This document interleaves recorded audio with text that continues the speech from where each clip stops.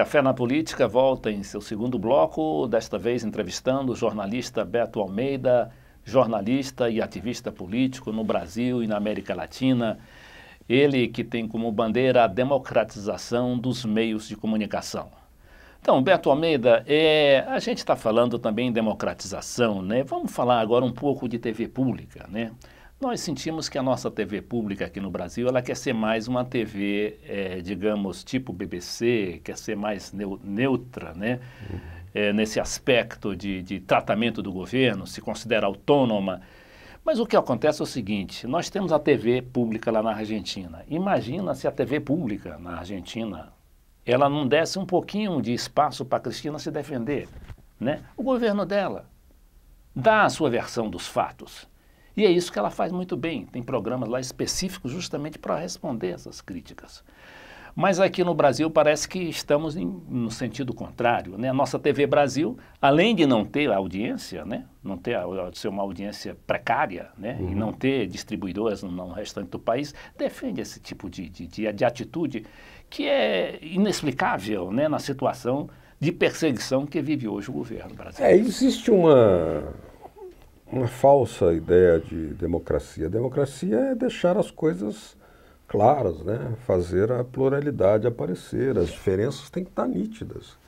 Uma coisa é fazer uma TV personalista, ou uma TV no sentido governista, né? De exaltação. Isso seria um erro. Mas você fazer o jornalismo com o contraditório, que não existe na TV comercial, não existe contraditório na TV comercial, isso é uma obrigação, até porque está na nossa Constituição. Né? Os meios de comunicação devem ser diversos, plurais, educativos e informativos. E na Argentina, a TV pública, como você bem disse, ela informa sobre a história, sobre o processo mundial. A TV Brasil aqui, com o papel que o Brasil tem na integração latino-americana, ela ignorou recentemente a realização da reunião do Fórum de São Paulo, onde estavam todos os partidos que representam esses governos que estão fazendo mudança na América Latina. A TV Brasil nem cobriu. Isso é uma sonegação ao telespectador. Agora, eles dizem de uma informação relevante. Roberto, a TV Brasil, eu participei recentemente de um seminário lá, organizado um Fórum Internacional de Médios, né, de mídias públicas.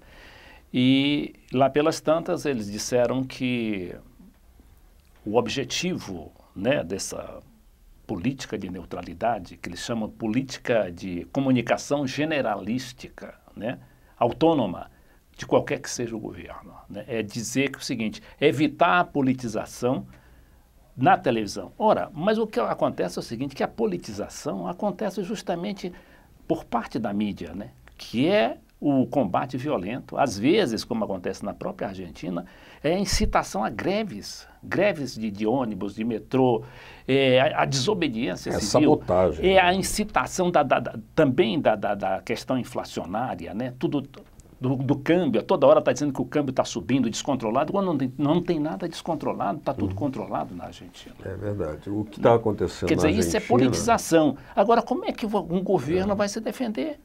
Se o governo, o governo tem o seu braço comunicacional, que seria a TV Brasil aqui, mas que se recusa a fazer isso, quer dizer, não se explica uma situação dessa.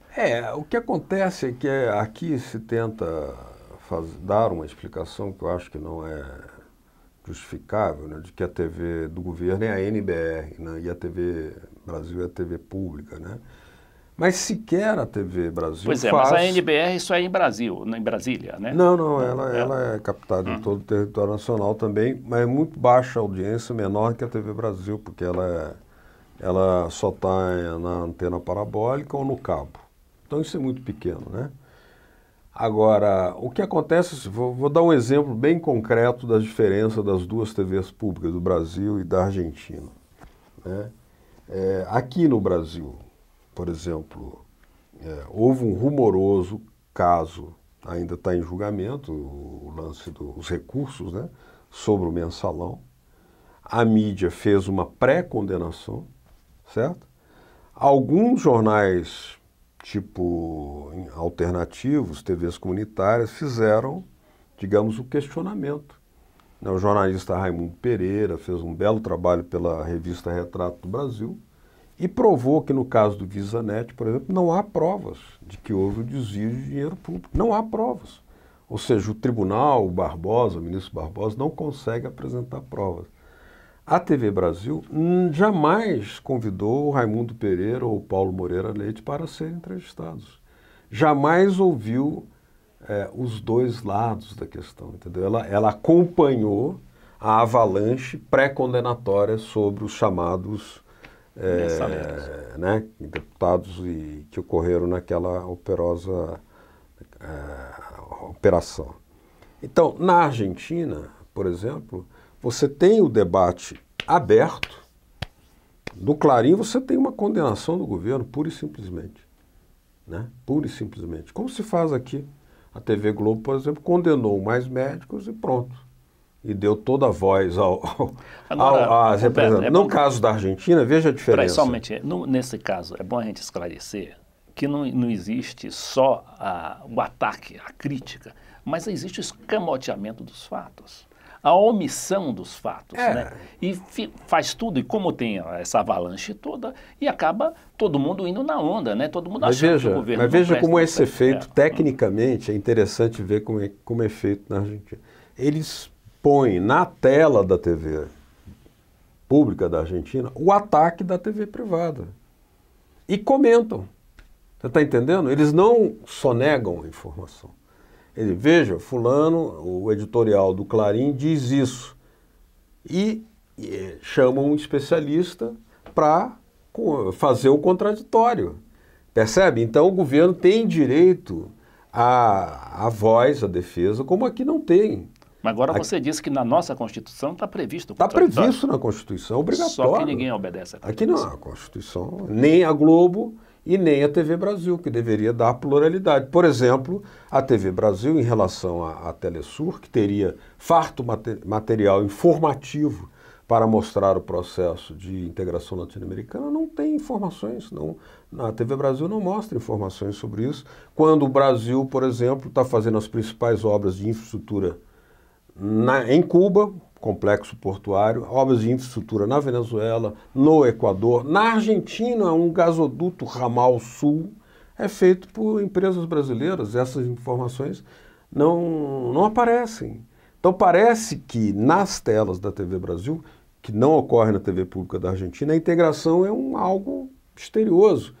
Como a linha da TV privada aqui, da mídia privada no Brasil, é dizer que a integração é apenas uma retórica, parece, então, que, se não há contraditório, que a TV Brasil está aceitando aquele argumento editorial da mídia privada, porque ela não examina, ela não investiga e ela não manda, e quase sempre, como é o caso da Síria agora, a TV Brasil acompanha com comentaristas, né, aqui de Brasília, alguns que repetem os mesmos argumentos da TV privada norte-americana que quer justificar a qualquer preço uma guerra contra a Síria.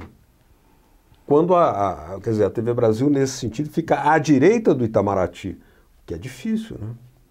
Estar à direita do Itamaraty. É uma coisa complicada, e também, se fosse só a TV Brasil, mas há uma série de problemas também. Você é presidente da nossa TV comunitária local de Brasília, que é o canal 8 da NET, a TV Cidade Livre de Brasília. Estamos lá à míngua, né? Não temos nenhum tipo de ajuda oficial, né? Porque uma TV é comunitária da comunidade, né? Não temos publicidade, agora parece que está proibida também a publicidade, né? Proibida. Proibida por quê? Pelas próprias mídias, né? Pela própria esquema midiático. É uma pressão da mídia que faz com que o bolo publicitário seja monopolizado pela... Quase 70% desse bolo publicitário vai para a TV Globo. E os outros 30%? 70% para... Quase 70% vai para a TV, para a Rede Globo. Rede Globo. Né? Isso é um absurdo, é um desequilíbrio total. Então, e na Constituição está prevista a igualdade de tratamento. E é por isso que a TV comunitária entrou com uma ADIM, ação direta de inconstitucionalidade, contra essa lei 12.485, porque ela veda, né, o acesso das TVs universitárias e comunitárias à publicidade institucional. Então nós vamos viver de quê? Quer dizer, o Estado reconhece a atividade de TV comunitária universitária, mas veda que esse setor tem acesso ao bolo publicitário. Isso é uma discriminação inaceitável, é ilegal, é inconstitucional, é indefensável. Por isso nós entramos com uma DIN contra a sanção presidencial que a Dilma fez. No caso, por que então ela está discriminando? Todas outros veículos informativos podem receber a publicidade, menos as TVs comunitárias e universitárias. Baseado em quê? Baseado em quê? Né? Na Argentina não é assim. Então, lá eles têm financiamento, inclusive público. Aliás, o BNDES deveria reconhecer aqui, assim como o governo, já que o governo tem uma secretaria de economia solidária, que fazer TV comunitária e TV universitária é parte do cumprimento da economia solidária. Mas, Beto, nós não temos uma legislação que favorece de alguma maneira a TV comunitária, ou isso também já foi... Não, a legislação que existe, criada lá no governo Fernando Henrique, confinou, né, as TVs comunitárias no cabo, que é uma maneira de você reduzir o alcance e a visibilidade dela. Agora, quando virar a TV digital, aí sim nós poderemos, pela TV digital aberta, ter muito mais acesso. Mas para isso você tem que ter a sustentação financeira, porque nós não somos empresa. Porque não é só também a TV, né? Porque o rádio tem muita penetração hoje, né? Tem muita penetração. Você está no carro, você está ouvindo o rádio, às vezes prende até mais atenção do que na televisão, às vezes porque você está em casa vendo televisão, os meninos estão brincando lá, fazendo algazarra e tudo. Mas aí o rádio também é outra coisa importante. E como está essa questão do rádio, das rádios comunitárias? O Ministério parece que continua embargando muitas... Há muita dificuldade de você fazer uma autorização e legalização, mas elas já existem no Brasil, mas tem uma legislação que cria um raio máximo de 1 quilômetro, que é uma bobagem, né? E a altura da antena limita muito o alcance do sinal também. A boa notícia é que houve agora há cerca de 15 dias uma mudança por portaria combatida pelos magnatas da mídia, a ABERT, que permite às rádios comunitárias terem acesso a apoio público. Então, por exemplo, eles podem fazer lá um programa ou um documentário radiofônico e a Petrobras dizer apoio público Petrobras. Então, isso já é uma possibilidade. É um mínimo, né? Porque, na verdade, o que não pode acontecer é o tratamento diferenciado e discriminado que ocorre contra as TVs comunitárias e universitárias. Na Argentina está acontecendo o contrário, na Bolívia também. Na Bolívia nasceu uma rede de rádios indígenas e campesinas, com o apoio do governo. São mais de 50 emissoras. Mais de 50 emissoras. No Equador também elas existem. Na Venezuela recebe, inclusive, financiamento para a compra de equipamento, a comunicação comunitária, rádio e TV. E uma coisa que existe também muito importante na Argentina, né, que é o apoio às cooperativas que produzem jornal de trabalhador. Eu visitei numa província de Córdoba, um jornal Diário do Centro, que é o centro do país, Diário do Centro. É uma cooperativa, funciona com 50 empregos. E era uma empresa recuperada, porque ela faliu, o dono foi embora e deixou as dívidas. E os trabalhadores pegaram a imprensa, né, a impressora, e tocaram com um financiamento público. E hoje esse jornal, por exemplo, vende 7 exemplares nessa região, enquanto o Clarim vende 3, ganha de 7-3.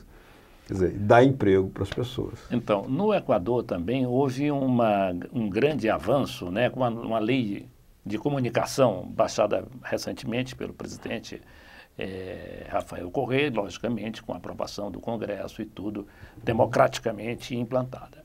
E lá pelas tantas eu sei que ela também atinge não só o audiovisual como a imprensa escrita. Lá sim, é um pouco diferente. E criou a figura do linchamento midiático. Né? Porque o que acontece aqui, por exemplo, se você for atacado pessoalmente, né, na sua honra, né, e tudo, ou mesmo na sua, digamos, nos seus negócios, na sua administração, num órgão público, você não tem o menor direito de defesa. Né? Não tem direito de resposta no Brasil. Pois é, você vai entrando com um processo desse, demora 10, 15 anos, às vezes 20, e não consegue nem concluir. Bom, e o ministro Aires Brito cassou o direito de resposta que havia. Agora tem um novo projeto colocado pelo senador Requião, um bom projeto, mas está enfrentando uma dificuldade muito grande para ser aprovado. Reinstitui o direito de resposta. Pois é, no Equador, esse direito de resposta tem que ser produzido em 3 dias. Em 3 dias, claro. Mas, Roberto, estamos chegando ao final desse segundo bloco do Café na Política e coloco o microfone aí à sua disposição para você dar o seu recado aí sobre o que podemos fazer aqui no Brasil, né, para promovermos essa política de democratização. Olha, essa comunicação, Leite, que está avançando na América Latina, ela tem que ser tocada com muita força aqui no Brasil também como uma prioridade dos partidos do movimento social. Nada explica que nós não tenhamos até hoje um grande jornal popular, como a Última Hora, criado por Getúlio Vargas. Lá na Argentina, por exemplo, nós vimos vários jornais de circulação ampla, né, que representa aquele conjunto de forças que apoiam o governo da Cristina, como tem também na Bolívia, como tem no Uruguai, como tem na Venezuela. Isso é pluralidade. Aqui, a comunicação, a sua democratização, não é nenhuma prioridade na agenda, tanto é que o ministro Paulo Bernardo acaba insultando o movimento de democratização, dizendo que esse movimento pretende censura. Ora, o que se quer é evitar o que acontece hoje, que aí sim é que tem censura, poucas vozes falando, censurando a maioria das vozes. Hoje tem censura porque não tem regulamentação democrática da mídia. Então, parabéns, porque o seu programa é desses que abrem o espaço para um tema que é muito sensível, muito difícil de ser tratado, muito censurado pela mídia tradicional e do capital, mas é essencial para um aperfeiçoamento democrático do Brasil.